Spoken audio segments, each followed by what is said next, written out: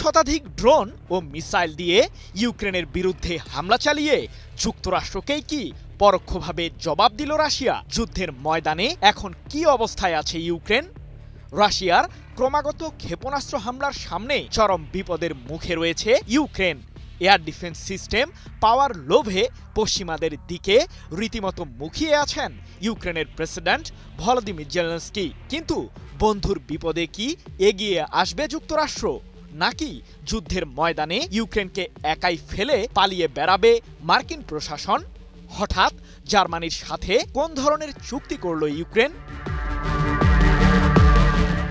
টানা 4 বছরেরও বেশি সময় ধরে চলছে ইউক্রেনের বিরুদ্ধে রাশিয়ার তুমুল যুদ্ধ, অথচ প্রেসিডেন্ট হিসেবে যুক্তরাষ্ট্রের দায়িত্ব নেবার মাত্র 24 ঘন্টার মাঝেই রাশিয়া ইউক্রেন যুদ্ধের ময়দানে শান্তি ফেরানোর প্রতিশ্রুতি দিয়েছিলেন ডোনাল্ড ট্রাম্প। কিন্তু নিজের প্রতিশ্রুতি বাস্তবায়নে এখন পর্যন্ত পুরোপুরি ব্যর্থ মার্কিন প্রেসিডেন্ট। উল্টো মধ্যপ্রাচ্যে গিয়ে ইরানের বিরুদ্ধে যুদ্ধ বাঁধিয়ে সেখানেও নাজেহাল অবস্থায় পড়েছেন নিজেকে শান্তির দূত আখ্যা দেওয়া ট্রাম্প।